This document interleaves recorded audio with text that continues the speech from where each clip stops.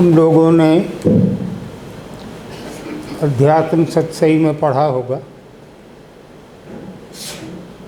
मैंने लिखा है कि सूफियों का मार्ग और सहज मार्ग एक ही चीज़ है, शब्दावली भिन्न है। नहीं मालूम कितने लोग जानते होंगे सूफ़ी कौन होता है। जो हम कर रहे हैं वही सूफ़ी करते हैं कि नहीं करते हैं, तो ज़रा सा आज समझाते हैं। सूफ़ी, किसी सूफ़ी ने अपने आप को सूफ़ी नहीं कहा, कभी लोगों ने कहा ये सूफ़ी है। अब ज़रा सी सिचुएशन समझ लो। जैसे इंडिया में नॉर्थ इंडिया और साउथ इंडिया दो भाग हैं देश के। दोनों के रहन सहन में, खान पान में, कपड़ा पहनने में, रीति रिवाज में बहुत अंतर है, लेकिन भारत तो एक है। इसी प्रकार से अरब जो देश है उसके भी दो भाग हैं, एक उत्तरी अरब, एक दक्षिणी अरब। दक्षिणी अरब समुद्र से लगता है, वहाँ प्रॉस्पेरिटी रही हमेशा, क्योंकि बाहर के देशों के साथ आना जाना लोगों का रहा, व्यापार रहा। बहुत पहले, हज़ारों साल पहले आयुर्वेद वहाँ उनकी भाषा में अनुवाद हो गया था, तो पहुँचते हैं इस तरह से लोग। लेकिन उत्तरी अरब जो था वो डेजर्ट था, रेगिस्तान, टोटल रेगिस्तान, भयानक रेगिस्तान। कोई पक्का घर बन ही नहीं सकता था वहाँ। कहाँ तक नींव ले जाओगे, नीचे रेत ही रेत, ख़त्म ही नहीं हो रही, टीले हैं रेत। और आंधी चलती थी तो एक टीले को उठा के दूसरी जगह टीला बना देती थी उसको। यहाँ जो लोग रह रहे थे उनके कोई सामाजिक नियम नहीं थे, सोशल नॉर्म्स नहीं थे, खाने पीने की भी सुविधा बहुत नहीं थी। जहाँ कहीं पानी था वहाँ खजूर के पेड़ उगते थे, और जितनी खजूरें खाई गई खा ली, बाकी की घड़े में डाल के रेत में दबा दी। वो 4-6 दिन में गर्मी से फर्मेंट कर जाती थी, शराब बन जाती थी। तो शराब पी ली, खजूरें खा ली, ये उनका लाइफस्टाइल था। और उसके बाद क्योंकि सोशल नॉर्म कोई नहीं है, जिसकी बीवी अच्छी लगी उठा के ले गए, जिसकी बेटी अच्छी लगी उठा ली, जिससे जो छीनना था छीन लिया। तो चारों तरफ अफरा तफरी, डिसऑर्डर। इस डिसऑर्डर में 1450 साल पहले हज़रत मोहम्मद का जन्म हुआ। उन्होंने सोशल नॉर्म्स बनाए, लोगों को समझाया, मैन वोमेन रेशो देख के बताया कि भैया 4 शादियां कर सकते हो मैक्सिमम, लेकिन ये काम नहीं करो, किसी की बेटी उठा ली, किसी की बहन उठा ली, ये नहीं करो। अब जब कोई आदमी अकल की बात करता है, सुधार की बात करता है, तो सबसे पहले उसको गालियाँ पड़ती हैं। तो मोहम्मद के भी बहुत विरोधी हो गए। तो कुछ लोग ऐसे थे जिन्हें ना वहाँ के समाज से कुछ लेना था, ना मारकाट से, लूटपाट से कुछ लेना था, लेकिन उनको मोहम्मद अच्छा लगता था कि भला आदमी, अच्छी बात कर रहा है, परमात्मा की याद दिला रहा है लोगों को, अच्छा जीवन बिताने का संदेश दे रहा है, भला आदमी है। तो वो उसके पक्ष में हो गए। और बाकी लोगों को ये बताने के लिए कि भैया हम तुम में से नहीं हैं, हमारे पास लूटने पाटने को भी कुछ नहीं है, हम तो फ़कीर हैं। तो अपने आप को उनसे अलग दिखाने के लिए उन्होंने ऊन का लंबा चोला पहनना शुरू कर दिया। वो उन्होंने कहाँ से सीखा? ईसाई संत पहनते थे वूलन गाउन, सफ़ेद ऊन का लंबा गाउन पहनते थे। तो उन्होंने भी वो लंबा गाउन, हालांकि इतनी गर्मी भयानक वहाँ, उसमें भी ऊन का वस्त्र पहनना, तो वो पहचान बन गई कि ये भले लोग हैं, इनका कोई लेना देना कहीं से नहीं है, ये तो राम राम करने वाले लोग हैं, इनको करने दो। और वूल को अरबिक में कहते हैं सूफ, तो जिसने वूलन गाउन पहना उसको सूफी कह दिया उन्होंने कि सूफी। लेकिन धीरे धीरे वो गाउन तो चला गया, लेकिन पूरे विश्व में सूफी बहुत हो गए। और सूफी करता क्या था? पहली तो यही, सूफी है कौन? सूफी वो है जिसका अपने परमात्मा के साथ पर्सनल रिलेशनशिप है, उसको सूफी कहते हैं। वो ऋषि वशिष्ठ का भी था, कबीर का भी था, मीरा का भी था, पर्सनल रिलेशनशिप। मीरा और कृष्ण का तो पर्सनल रिलेशनशिप, उसमें कोई शास्त्र नहीं, कोई धर्म नहीं, कोई ज्ञान नहीं, कोई विज्ञान नहीं, कुछ नहीं। कबीर अपने राम से इसी तरह जुड़े हुए हैं, रविदास अपने ब्रह्म से इसी तरह जुड़े हुए हैं। और एक बात और समझ लो, सूफी होने के लिए मुसलमान होना ज़रूरी नहीं, क्योंकि अगर सूफी मुसलमान होते तो सूफियों को मुसलमान राजाओं ने फांसी न दी होती। मंसूर को फांसी दी, क्यों दी? कि वो इस्लाम के विरुद्ध चल रहा है।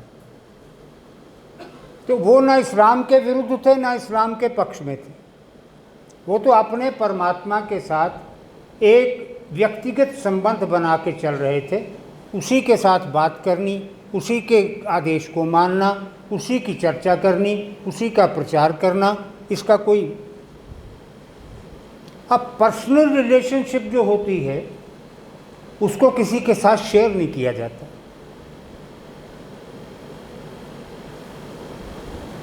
जैसी भी है, मैं अपने परमात्मा को तू कह के बुलाता हूँ, कि तुम कह के बुलाता हूँ, कि आप कह के बुलाता हूँ, ये मैं किसी को नहीं बताऊँगा, ना कोई मुझसे पूछेगा। ये मेरी पर्सनल रिलेशनशिप, मैं उससे कैसे बात करता हूँ। तो सूफियों ने पर्सनल रिलेशनशिप जिन लोगों ने परमात्मा के साथ व्यक्तिगत संबंध बना लिया, उनको सूफी कहते हैं। इनका आचरण क्या है, अब वो बताएं तो किसी को पता चले। किसी सूफी ने अध्यात्म साधना नहीं लिखी, ना बताई। हमारे यहाँ भी किसी ने नहीं लिखी, या ऋषि वशिष्ठ ने लिखी या कबीर ने लिखी, बाकी सब चुप हैं। अपने छोटे मोटे अनुभव तो उन्होंने कविता में कर लिए, लेकिन पढ़ने वाले को पूरे का पूरा अध्यात्म का मार्ग बता दिया जाए कि यहाँ से आत्मा को चल के यहाँ से निकल के यहाँ पहुँचना है, ऐसा किसी ने नहीं किया। तो सूफियों ने भी नहीं किया। लेकिन लोगों ने, सूफी बुज़ुर्ग जो हुए, उनके प्रवचन पढ़े, छपे हुए, लिखे हुए, विचार किया, तो समझ में आया कि सूफी जो है वो असल में गुरु केंद्रित है। हमारे यहाँ भी गुरु केंद्रित हैं सब। कबीर ने क्या कहा, गुरु गोविंद दोऊ खड़े, काके लागू पाएँ, बलिहारी गुरु आपने, जा हरि दिया मिलाए। ये भी गुरु सेंटर्ड है सारा कुछ, सूफियों के यहाँ भी है। सूफी कहते हैं, हर के ख्वाही हम नशीनी बाखुदा, जो भी कोई आदमी परमात्मा के निकट रहना चाहता है, ऊ नशीनत दर हुजूरे औलिया, वो जाके गुरु के दरबार में बैठ जाए, मिल लेगा ब्रह्म से। और चूँ शवी दूरज हुजूरे औलिया, दर हकीकत गश्ताए दूरज खुदा, जो गुरु के दरवाजे से उठकर चला गया वो परमात्मा से दूर चला गया।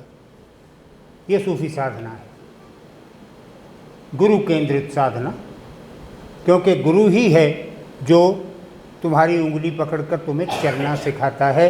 जब तुम चलना सीखते हो फिर दौड़ भी सकते हो, दौड़कर अपनी मंजिल को भी पा सकते हो। तो इसलिए हिंदू होना, मुसलमान होना, सिख होना, ऐसी कोई कहानी इसमें नहीं है। कोई भी सूफ़ी हो सकता है। और अगर सूफ़ी धर्म या सूफ़ी साधना का कोई अंतर होता हमारी साधना से, सहज मार्ग की साधना से, तो गुरु ग्रंथ साहब में बाबा फरीद की वाणी कभी ना आती। बाबा फरीद तो सूफ़ी थे, मुसलमान थे। उनकी वाणी गुरु नानक खुद जाके लाए थे।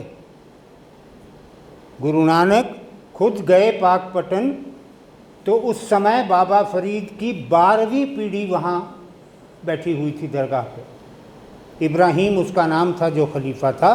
तो गुरु नानक ने इब्राहिम से कहा मुझे वाणी दे दो। उसने वाणी दे दी और वो वाणी, उसका कुछ अंश गुरु ग्रंथ साहब में चला गया। तो अब जब लोग गुरु ग्रंथ साहब को मत्था टेकते हैं तो वो गुरुओं की वाणी को ही मत्था नहीं टेकते, वो फरीद को भी मत्था टेक रहे हैं, वो सहजोबाई को, वो धन्ने को भी मत्था टेक रहे हैं, वो सदने को भी जिसकी वाणी अंदर है उसको मत्था टेक रहे हैं। तो इसलिए ये समझकर कि ये मुसलमान हैं और इनका साधना की विधि कोई अलग होगी, इसलिए लोगों ने, पर्टिकुलरली नॉन मुस्लिम्स ने, इसको स्टडी नहीं किया। मैंने स्टडी किया और मुझे लगा कि ये तो बिल्कुल हमारा सहज मार्ग है, तो मैंने एक्सप्लेन किया। 8 चीज़ें हैं उनकी जिनसे वो साधना करते हैं, अष्टप्रकारी साधना। पहली चीज़ है उनकी उबूदियत। उबूदियत का अर्थ है दास्य भक्ति, प्रभु को अपना दास मानकर जीते नहीं हैं हमें से। दास तो मजबूरी में बनते हैं जब हमारा बस नहीं चलता। जब तक बस चलता है तब तक अपनी बुद्धि से काम लेते हैं, ईश्वर को नहीं पूछते। लेकिन सूफी जो है वो कोई भी कर्म करे, खाना खा रहा है, पानी पी रहा है, किसी के घर जा रहा है, कहीं बाज़ार में जा रहा है, इस तरह से व्यवहार करता है कि उसका आदेश मिला था, मैं उसका पालन कर रहा हूँ। उसका आदेश था रोटी खा ले तो मैं खा रहा हूँ, उसका आदेश था पानी पी ले तो मैं पी रहा हूँ। हर काम, छोटे से छोटा भी, नहाने का, उसका आदेश है मैं नहा रहा हूँ। अब जब दास्य भाव आ जाता है तो दास्य भाव में क्या है, तुमने घर पे एक लड़का या लड़की नौकर रखा, अब वो काम वाम तो करता नहीं, सारा दिन मस्केबाजी करता है, आपकी तारीफ बड़ी करता है जी अब मैंने बड़ी जगह काम किया, अब के जैसा आदमी देखा दयालु, अरे आप तो इतना ध्यान रखते हैं, मस्का मार रहा है। तो क्या अगर तुम्हारा सर्वेंट मस्का मार रहा हो और काम न कर रहा हो तो रखोगे उसको, निकालोगे ना आखिर। तो अगर हम प्रभु के दास हैं और उसके दिए हुए काम तो कर नहीं रहे हैं, मस्का मारे जा रहे हैं, तू बड़ा कृपालु है, बड़ा दयालु है, बड़ा रहीम है, बड़ा करीम है, तो मस्क कितने दिन देखे सुनेगा वो अपनी मस्केबाजी। अगर तुम कर्म इस हिसाब से करो कि हुक्म है, हुक्म की पालना में किसी प्रकार की कमी नहीं रह जानी चाहिए, तब दास्य भाव की भक्ति होती। और दूसरा है उनका इश्क, केवल प्रभु से प्रेम और किसी से, और प्रेम भी पागलपन की हद तक, प्रभु से प्रेम। और प्रभु, अब जब क्या है, अगर तुम्हें, वो अंग्रेजी में कहते हैं if you love A mistress you love her dog also, ठीक है। किसी औरत को प्यार करना हो तो उसके बच्चे को पहले प्यार करो। तो उसके बच्चे कौन हैं? ये सारी खलकत, सारी सृष्टि जो उसने बनाई है। मनुष्य स्त्रियां नहीं, पशु पक्षी भी हैं। तो सूफी जो है वो प्रभु से प्रेम करता है और प्रभु की बनाई हुई हर वस्तु से प्रेम करता है, जिसमें पशु भी हैं, पक्षी भी हैं, मनुष्य भी हैं, नारियां भी हैं, बच्चे भी हैं, बूढ़े भी हैं, सब। ये है इश्क।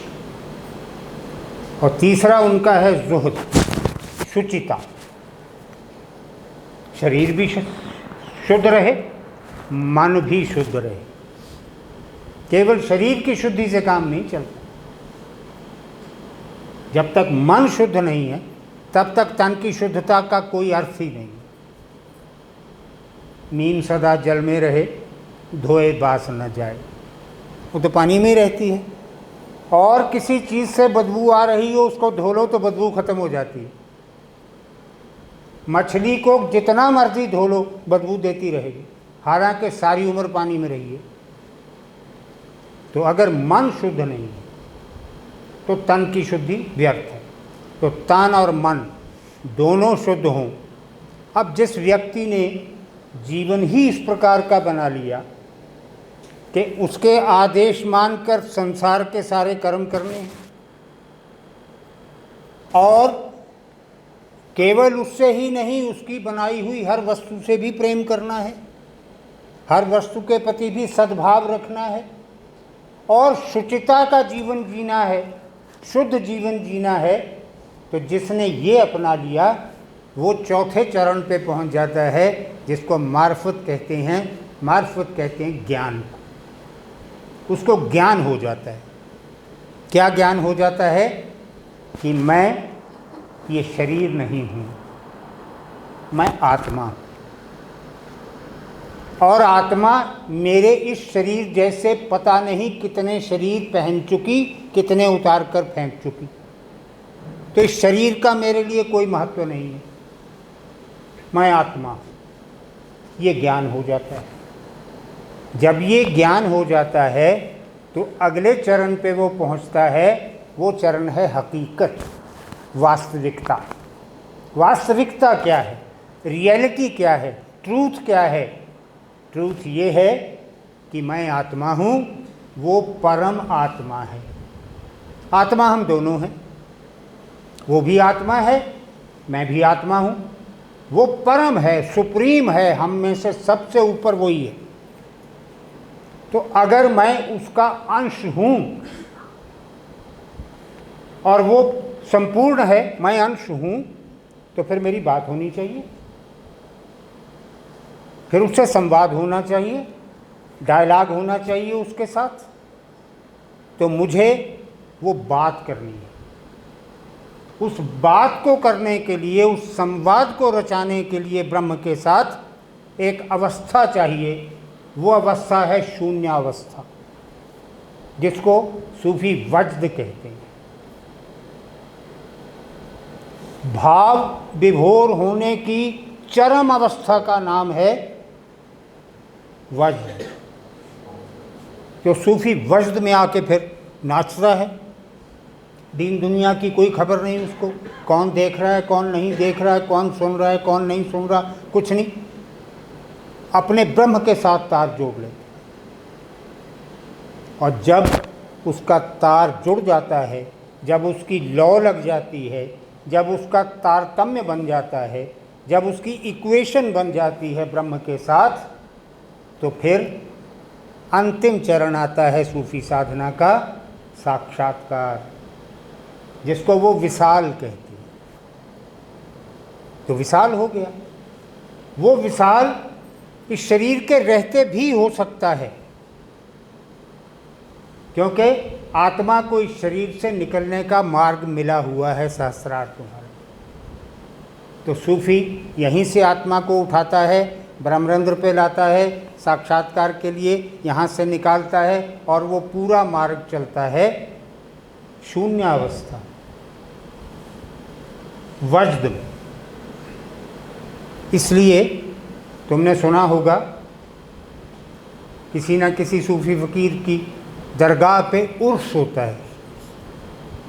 उर्स क्या है? डेथ एनिवर्सरी का दिन है, जिसको उर्स कहते हैं, जिस दिन मृत्यु हुई सूफी की। ये तो मनाने का दिन है, जन्मदिन मनाने का दिन नहीं है। मृत्यु का दिन मनाने का दिन है, क्योंकि मृत्यु से ही आत्मा परमानेंटली ब्रह्म में जाकर निवास करेगी। अभी तो लौटना पड़ता है, क्योंकि संसार के कर्म, इस शरीर के कर्म पड़े हुए हैं। लेकिन एक दिन ऐसा आएगा जब लौटेगी नहीं, और नहीं लौटेगी, ब्रह्म में होगी, तो क्या होगा? ब्रह्म बन चुकी होगी। ब्रह्मत्व मिल गया, पा लिया ब्रह्मत्व, ब्रह्म हो गई। तो सूफी कहते हैं कि मरण दिन जो होता है, डेथ एनिवर्सरी जो होती है, वो शादी का दिन है। आत्मा की परमात्मा के साथ शादी हो जाती है। और उर्स जो है अरबी भाषा का शब्द है, इसके मैंने ही शादी है। ये सूफियों की डेथ एनिवर्सरी को इसलिए उर्स कहते हैं कि उस दिन उनकी आत्मा की परमात्मा के साथ शादी हुई थी। खुसरो रैन सुहाग की जागी पी के संग, तन मेरो मन पियू को दो भय यक रंग। दोनों एक हो गए, मेरा शरीर बीच में से निकल गया। ये उर्स है। तो उर्स मनाते हैं, इसलिए मनाते हैं कि मृत्यु का अर्थ है, कबीर ने भी कहा, मैंने तुम्हें पहले भी सुनाया कई बार, जिस मरने से जग डरे मेरे मन आनंद, मरने ही ते पाइए पूर्ण परमानंद। तो मृत्यु जो है सूफियों के यहाँ और हमारे सहज मार्ग में भी, मृत्यु शरीर का फाइनल अंत नहीं है, उससे पहले भी मरा जा सकता है। उसको कहते हैं ध्यान मृत्यु, मेडिटेशनल डेथ। क्योंकि डेथ की परिभाषा क्या है? आत्मा का शरीर से निकल जाना, उसी को मौत कहते हैं ना। जब तक आत्मा शरीर में है तब तक तो मरा ही नहीं आदमी। जब आत्मा शरीर से निकल गई तो मर गए। तो ध्यान में तो आत्मा निकलती ही निकलती है, तो फिर मर गए। लेकिन जब वो लौट आती है तो फिर जी उठते हैं। इसको सूफियों ने कहा फनाउल बका। फना कहते हैं मरने को, बका कहते हैं जीवन। रोज मरो रोज जियो, अभ्यास हो जाएगा, है ना। पहली बार बच्चे को गिलास से दूध पिलाने लगते हैं, उसकी बोतल छुड़वा के, तो कभी इधर से गिरा देता है, कभी इधर से गिरा देता है। फिर धीरे धीरे उसको अभ्यास हो जाता है, फिर कोई चिंता नहीं, फिर उठाया गिलास पी लिया। तो पहली बार जब मरोगे तो पता नहीं क्या होगा, रोज़ मर लो तो मरने का पता ही नहीं चलेगा। अभ्यास हो गया होगा ना, आत्मा को शरीर से निकलने का अभ्यास हो गया। अब भी ब्रह्म में जाती है, तब भी ब्रह्म में ही जाना है। तो सूफियों ने जिस प्रकार से साधना की और आज भी कर रहे हैं, पूरे विश्व में सूफी हैं, ऐसा नहीं है कि भारत में ही है, पूरे विश्व में। लेकिन इन्होंने अपनी साधना उन लोगों तक पहुंचाई जो लोग इनकी दरगाहों में, इनके आश्रमों में आ गए। जनरल पब्लिक को नहीं कराई, जनरल पब्लिक को अवेयर किया आत्मा के प्रति, परमात्मा के प्रति, शुद्ध जीवन के प्रति, अच्छे आचरण के प्रति, अच्छे समाज के प्रति किया साधना अपनी। लेकिन अपने आचरण से वो सब करके दिखाया जो कहते थे मुँह से। जैसे सूफियों की दरगाहों में कोई चीज़, पैसा तो होता ही, जो भी सामान आता है किसी न किसी श्रद्धालु के यहाँ से आता है। रोटी आई, सब्जी आई, दाल आई, चावल आया, चना आया, जो भी आया कहीं ना कहीं से आएगा। और अगर पूरे दिन कहीं से कुछ नहीं आया तो कोई सूफी साधक कुछ खाएगा नहीं, फाका करेगा। और अगर ज़्यादा आ गया तो वो भी आज ही पकाया जाएगा। मान लो 20 किलो आटा आ गया और आश्रम में 5 लोग हैं ठहरे हुए, लेकिन वो 20 का 20 किलो ही पकेगा आज। 5 लोगों ने जितना खाना था खा लिया, 10 चपातियाँ खा ली, 15 खा ली, 20 खा ली। बाकी सारा कुछ शाम को दरगाह के बाहर बैठे फ़कीरों में बांट दिया जाएगा। ये नियम। और जिस मिट्टी की हांडी में वो रोटी, दाल, सब्जी जो कुछ भी पका था उसको तोड़ दिया जाएगा कि कल अगर कहीं से आटा दाना आएगा तो फिर कोई हांडी भी दे जाएगा। अगर नहीं हांडी आई, सामान आ गया, हांडी नहीं आई, तो भी रोटी नहीं पकेगी दरगाह में। सूखा ही बाहर बांट दिया जाएगा फ़कीरों में, आटा भी, दाल भी, चावल भी। तो बाबा फरीद जब साधना कर रहे थे अपने गुरु की दरगाह में, तो उन्होंने ये सीख लिया, और जब अपनी दरगाह बनाई उन्होंने पाकपटन जाके, पाकिस्तान में है अब पाकपटन, तो हज़रत निज़ामुद्दीन औलिया वहाँ साधना कर रहे थे। तो कई दिन तक सब कुछ आया बाहर से, हांडियाँ भी आई, आटा दाल भी आया, चावल चने भी, सब कुछ आया, नमक नहीं आया। तो बिना नमक के पक गया, क्योंकि बाहर तुम खरीद के तो लाना कुछ नहीं, जो आ गया वही खाना है। अब बिना नमक के रात को जब शाम को बैठ के सब ने पंगत ने रोटी खाई, तो किसी को भी अच्छी नहीं लगी, न दाल सब्जी में नमक, न कहीं। अगले दिन फिर नहीं आया नमक, फिर फीका खाना। तीसरे दिन नहीं आया, फिर फीका खाना। चौथे दिन नहीं आया, फिर फीका खाना। तो पांचवें दिन निज़ामुद्दीन नौजवान थे, साधना कर रहे थे, तो बाहर गए चुपके से, बनिए की दुकान से 1 पैसे का नमक ले आए। तब पैसा नहीं, दिरहम चलता था सिक्का। 1 दिरहम का नमक ले आए और ला के सब्ज़ी वाले हांडी में डाल दिया। तो शाम को पंगत बैठी, तो नियम ये था कि पहला लुकमा बाबा फरीद उठाते थे, उसके बाद पंगत रोटी शुरू करती। तो बाबा फरीद ने जब दाल में डुबो के पहला लुकमा उठाया तो हाथ यहीं रुक गया, मुंह तक गया ही। बोले भाई भारी हो रहा है, इसमें बाहर का क्या है।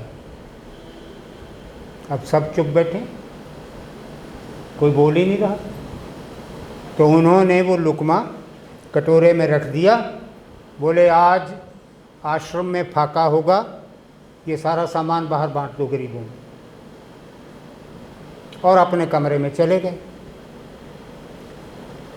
तो निज़ामुद्दीन को बहुत गिलानी हुई कि मैं तो ये सोच के किया था कि खाया नहीं जा रहा किसी से भी, तो बाबा कैसे खाते होंगे, लेकिन वो तो भूखे ही चले गए और हमें भी भूखा छोड़ गए।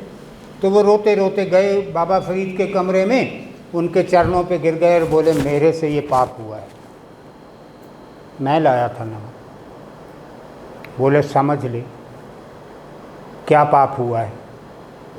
पहला पाप ये हुआ कि तेरा भगवान पर से विश्वास उठ गया।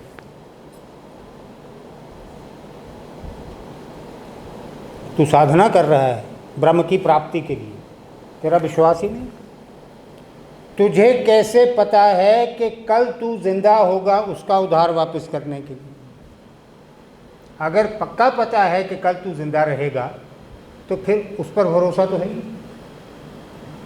फिर तो तेरे हाथ में है सारा कुछ, जीना भी मरना भी। ये पाप हुआ है। तो ये सिखाते थे और सिखाते हैं आज भी, से हम हैं सूफी। तो सूफी मत और सहज मत। सहज मत का पहला वर्णन ऋषि वशिष्ठ के यहाँ योग वशिष्ठ में मिलता है, फिर कबीर के यहाँ मिलता है। इशारे सबके उसमें हैं, रविदास के भी, धन्ना के, मीरा के, सबके उसमें मिल जाएंगे। लेकिन जैसे मैंने तुम्हें सुनाया था कबीर का पद, संतो भाई आई ज्ञान की आंधी रे, ये पूरा रास्ता साधना का बता दिया कबीर ने, ऐसे और किसी ने नहीं बताया। तो सूफियों के यहाँ जो साधना है वो सहज मार्ग की साधना है। सूफ़ी होने के लिए कोई ज़रूरी नहीं है किसी विशेष धर्म के साथ तुम्हारा संबंध हो या किसी विशेष प्रकार के संप्रदाय के साथ जुड़े हो।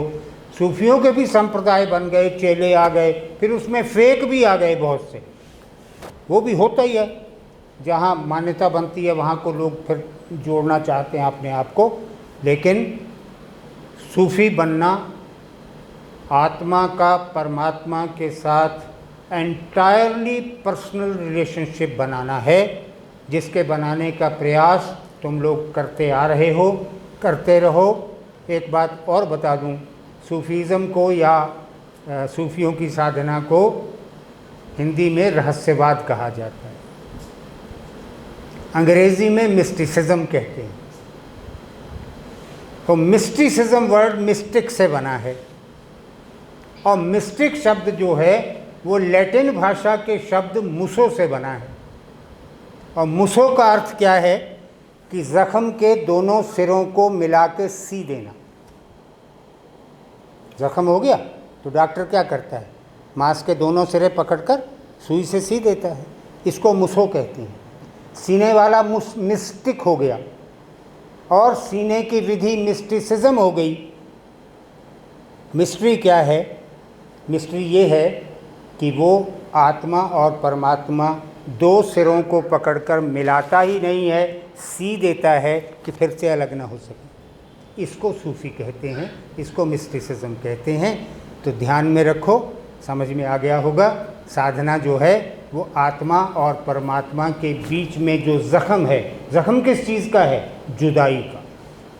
उससे अलग होके आई है आत्मा हमारी, उससे टूट के आई है, उसका अंश है। वो जुदाई का ज़ख्म जो है, उस ज़ख्म को मिलाना है और मिला कर के सी देना है, ताकि दोबारा वो ज़ख्म उभरे नहीं। ओम ओम ओम।